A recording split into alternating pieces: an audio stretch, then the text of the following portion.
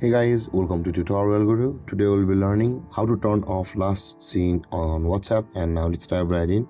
Now to turn off last seen on WhatsApp on your profile, first open up your WhatsApp app on your phone, and after you have opened the WhatsApp, guys, at the top right corner of the screen you can see the three dotted icons available for us. Tap on that three dotted icon, and over here tap on settings, and over here again you'll be required to tap on the privacy option, which is just below the account. Tap on privacy, and over here you can see the last seen and online option available for us. Tap on that.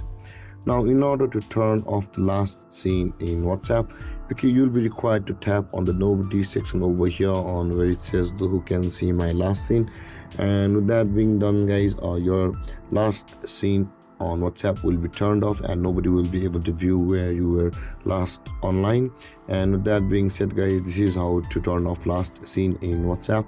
And if you have any confusions or questions regarding the topic, feel free to comment in the comment section below, and don't forget to like, subscribe and hit that bell icon for more videos. Thank you for watching, guys. Peace.